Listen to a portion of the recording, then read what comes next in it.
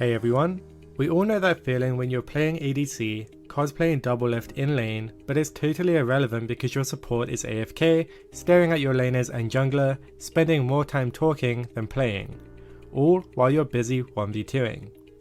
Today we're going to show you how to make even the most idle of supports look good, as we sent challenger ADC Lattman into gold to see how he could still dominate the lane with bad supports. As a taste of what's to come, here's a preview of Lattman's Sona killing a scuttle crab while he is left to 1v2 in lane. Pretty standard, right? Oh, and if you're a support player, this guide should help you a ton with how you can default win the lane with correct positioning and identifying windows to punish mispositioning. Let's break down the matchup first. Lattman is playing Lucian Sona versus Draven Bard. Draven wins in damage while Lucian has more wave clear with Q. Their range is about even. Sona has slightly less damage than Bard, but with better sustain. The big takeaway is the damage is high on both sides versus squishy champions, which means that the right plays will pay off harder. Lucian's game plan should be, Mission 1, let Draven push. Lucian doesn't want to push the wave away from his tower, or he risks getting run down by Draven if someone gets hit by spinning axes. Mission 2, look for isolated trades. Having less damage doesn't mean that you are powerless. Timing trades on Draven's last hits or when his Bard leaves him alone in lane will be key to winning. And Mission 3, play parallel with range support. Playing parallel with range supports is essential to having any type of lane pressure. We'll talk more about this in the guide, along with what Draven should be doing as well. Let's jump into it. Lattman starts by leashing red buff. As he pulls off, we can see that Sona sticks around for too long while Lucian is on his way to lane. And then we can see that Draven is in lane early, meaning that he didn't leash. This seems bad, but it's totally fine for Lattman. This is because mission 1 is to let Draven push. By being in lane immediately, Lattman wouldn't be hitting the minions anyway as he wants to set up a freeze. So sure enough, Lattman gets into lane and we can see that Draven is pushing. This is great for Lattman and it highlights how most low elo players have no idea what to do with their leash advantage. Draven wants the level lead and it's good that he's securing it, but what Draven is not thinking about is what happens when you get a level lead. Can you tell what he's doing wrong? Draven wants level 2 first to run down the Lucian. But by pushing this hard, the wave will be near Lucian's tower when he gets level 2, which is where Lucian wants it and could farm safely even with a level down. Draven only needed to be a single minion ahead to secure level 2 and now he will likely end up with the wave in this spot instead of here when he hits level 2, dramatically reducing the chance that he can convert it into a meaningful lead. When you find yourself with a leash advantage, think to yourself, what are you trying to achieve in lane? To contrast, if this was an Ezreal or Karma versus a Draven lane, then they would want to push with their high wave clear to deny pressure and just harass from range with a level 2 lead. Whereas the Draven wants room in the lane to run down someone with level 2. Anyway, let's play out the next moment of this lane. While watching, try to identify why both bot lanes are playing incorrectly.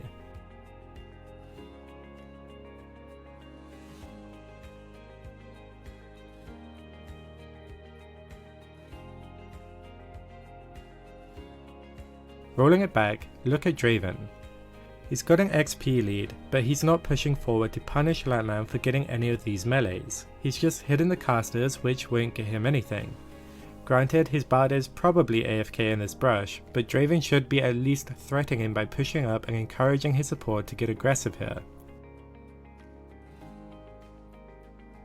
And then soon after, Sona decides to AFK, likely playing some minigames, when she could be playing parallel to Lucian, ready to 2v1 punish any last hits if Draven steps up by himself. By playing parallel with your support, we basically mean side by side. By standing side by side, it means that the opposing lane cannot move forward unless they are also side by side. If Draven would walk up into their range, he would get hit by 2 people simultaneously, resulting in a lost trade. Therefore, Draven can only walk up and harass if his support is also parallel, so they can trade together. This is something that low elo players struggle with and is something that you can look to exploit for free trades. Note, this is only true for when you play with a ranged support. With a melee support, you need them to be directly in front of you when trading, and we'll talk more about that in the near future. Anyway, Sona decides to quit the arcade and start playing League, running directly into Draven for a trade with no apparent logic, as Draven isn't going for a last hit or anything and has a wave. However, since Bard is definitely AFK in that brush, if Lattman followed this up, then they could have traded positively here for mission 2, but correctly went for last hits instead. With Sona currently being proactive, now it's Lattman playing passively and Sona loses nearly all of her health bar for it. So what went wrong? Is this still Sona's fault? Well, here Draven doesn't have any last hits to get, and is safely with his ranged minions. So Sona's just walking into minions and tanking an auto. And then here, Sona is actually punishing on a last hit, but it's a melee. Lattman could have followed this up for mission 2, but wasn't on the same page. This is partly due to harass being more optimal if they went for it when Draven pushes up to CS casters, as he would push up further for them, resulting in Lattman tanking less damage from the opposing wave while punishing. And then this trade is especially bad. Sona's lane activity has motivated Bard to help Draven, and they definitely don't want to be walking up and taking a 2v2 trade here because they're a level down, and remember, they want to go for mission 2, which is to take isolated trades to win with less damage. Anyway, during these shenanigans, Draven did hit level 2 and Lucian was able to get the wave to his side safely for mission 1, though Draven didn't even attempt to take advantage with the level lead. With the lane now soft frozen in a safe spot and the levels equalized, it's time to start playing to missions 2 and 3 actively. Ideally, what he's looking for here is to stick with Sona around the ranged minions in the parallel position, meaning they can instantly fire upon whoever steps forward from the Bard Draven in an isolated trade. Bard ends up missing his Q, which removes a lot of their threat. If Lattman was playing in high elo here, he would E forward and hit the Bard for a short trade, but instead, he waits and focuses on his upcoming last hits. Why do you think that is? So high elo players stay more disciplined about playing parallel with a ranged support, so this would be a small window where Lattman can get a quick positive trade and he would take it. However, this is gold, so his opponents probably aren't going to play parallel for a long period of time. With Bard Q down, chances are in the next 11 seconds, Draven and Bard will once again split up, allowing for a trade that will actually change the lane.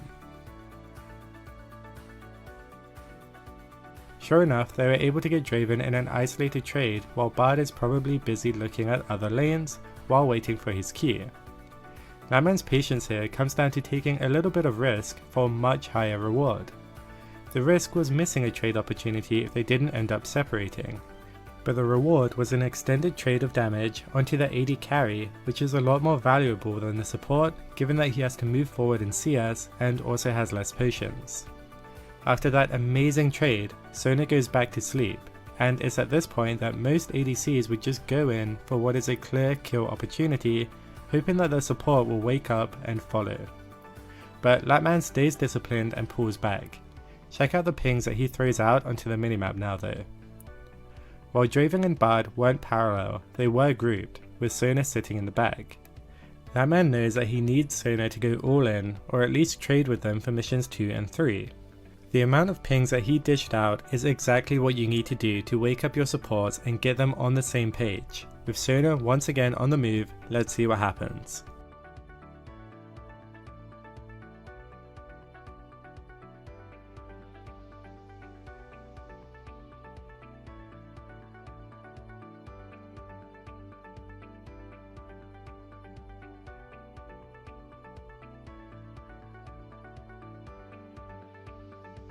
Lattman patiently waited for Draven to go for a last hit before finally going all in.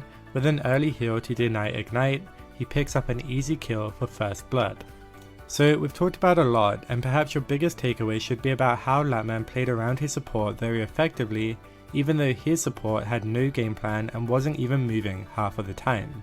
He did this while smartly avoiding trades with the Bard Lucian when they were grouped up and Sona was out of position. Lattman avoided getting baited by Sona's bizarre trades towards the start and made sure that he got past the threat of being at an experience disadvantage through smart wave management instead. He only really went in when Sona was playing parallel and they were able to take isolated trades, abusing the windows where the opposing support was cosplaying Sona, eventually leading to a kill as 2 players. Remember, if you're stuck in silver, gold or whatever and your support seems pretty bad, then remember that the opposing support is usually going to be of similar level to your own and make similar mistakes. Lattman knows this and waited for opportunities when the bard was misplaying and held himself back when his own support was misplaying.